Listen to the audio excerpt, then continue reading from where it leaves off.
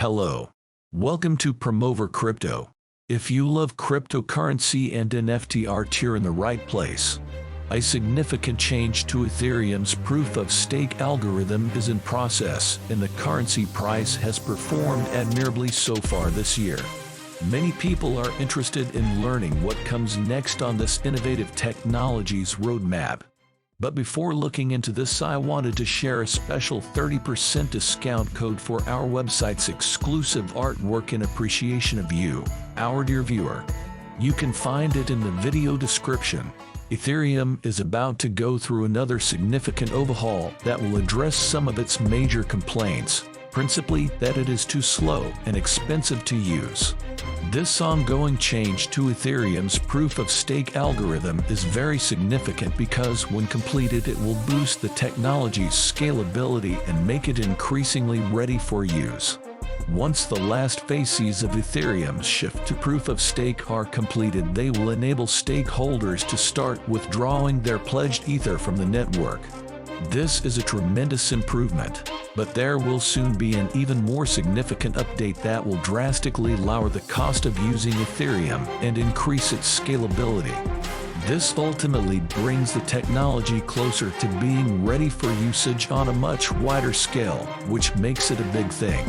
The speeds of contemporary financial technology, such as payment systems like Visa, which can process 100 transactions per second or more at a very low cost, are what we're talking about matching and exceeding. This will be accomplished by Ethereum and its creators through sharding. Consider this technique as simply dividing the overall duty of the primary network into several components. Consequently, we can prevent overtaxing the entire network. This is clever because it reduces the main blockchain's responsibility for everything. Currently, the network as a whole is in charge of any transaction you send on Ethereum into a block. The history of that transaction in the block must then be kept up to date by the entire network. A huge issue arises if the balances of any of these accounts change. This is essentially one of the reasons why using Ethereum is excessively sluggish and expensive, due to the fact that the full network is required for everything. However, if the network is divided into shards, then each individual shard can really take on some of this task, provided that they can all communicate with one another and uphold integrity.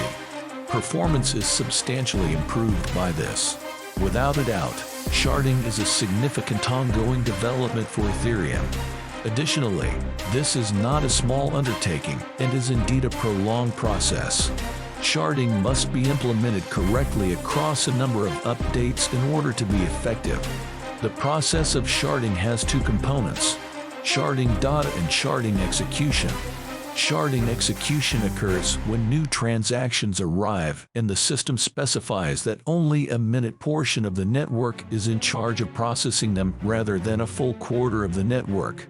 However, maintaining a long-term history is still necessary. Therefore, sharding data is just as crucial as sharding execution. The main strategy of Ethereum has been to focus on the data side of things first, which can significantly improve scalability. Okay, let's talk about I-48, sometimes known as proof-of-stake sharding. What does it do then? This is the initial stage of this implementation and establishes the foundation for the larger sharding endeavor. Without having to wait for the entire sharding implementation to come out, it makes it easier for Ethereum Layer 2 rollups to scale. Let's examine Ethereum Layer 2s and how they function at the moment. The Layer 2 solution, also known as a secondary or side blockchain, is what Ethereum will use as part of its long-term scaling plan. It will work in tandem with the primary blockchain of the cryptocurrency. In order for these additional chains to function, Layer 1 of Ethereum must be present. The concept is to have a separate environment where you may conduct quicker and less expensive transactions that are then broadcast back on the main chain. The crucial distinction is that, unlike with Polygon Matic, you pay the gas expenses in Ether rather than another coin. On a website like hell2beat.com, you can view a lengthy list of Ethereum scaling solutions. Rollups are batches of transactions that are being handled by compatible ecosystems such as Arboretum and Optimism.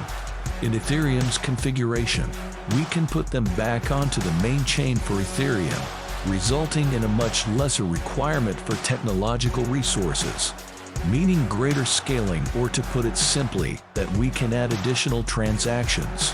Layer 1 transaction called a blob. Think of it as a bundle, and by using this blob, it makes it possible for Ethereum Layer 2 scaling transactions to be processed considerably more quickly. Side chains are given transactions in bulk rather than in pieces, making their data processing far more efficient. Ethereum's use of a Layer 2 solution like Optimism or Arbitrum means that its transactions must be blobbed, as these transactions are eventually placed back on the primary Ethereum chain. This technique makes it more efficient since waiters who carry many orders complete their duties more quickly than those who do not. We are able to reap the full benefits of inexpensive transactions in this way. Layer 2 usage will increase, and new transaction bundling will result in cost savings of up to 10 times. If your MetaMask wallet is linked to Ethereum, it costs you around $2.12 to transmit Ethereum from one account to another. It costs you roughly $10 to swap a token on Uniswap. Assuming you use Arbitrum, the cost to move Ether from one account to another will be around 25 cents, and the cost to trade tokens on a deck may be as much as 68 cents. You might only pay 2 cents for each transfer, and you might only pay 6 or 7 cents to swap tokens. It will lower the barriers to people actually using the network, which is a significant step in the right direction. We can lower costs even more if Layer 2s improve on their own and as demand for rollups increases. According to some, we are laying the groundwork for sub-penny transactions. According to the Ethereum community, this particular implementation is scheduled to go live later this year. When the development team indicates that the upgrade is ready to go, keep in mind that everything will move quickly so that it could very well coincide with the next wave of crypto expansion in the 4-year crypto cycles. Consequently, some significant benefits may occur as planned in 2024 and beyond. Keep in mind that we are not advising you to buy or sell cryptocurrencies right away based on this information. This implies that the technology will open up new applications for blockchain technology that are currently constrained by scalability.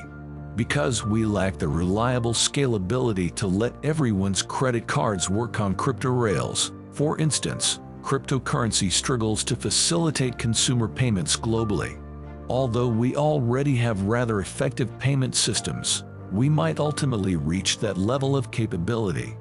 These new kinds of technology advancements will unavoidably have a very beneficial impact on the prices for cryptocurrencies. Considering that investors are typically greatly influenced by the idea that a technology seems epic, has great long-term potential, and is gaining speed, investors usually get enthusiastic when a cryptocurrency becomes better, especially when it coincides with the 4-year cycle narrative for the upcoming wave of crypto development. As always, please remember to invest cautiously and to engage in further due diligence. Additionally, if you found the content helpful and would like to see more, please do like, share, and subscribe to our channel. Make sure to hit the notification bell so you don't miss our future upcoming content. Till next time, take care.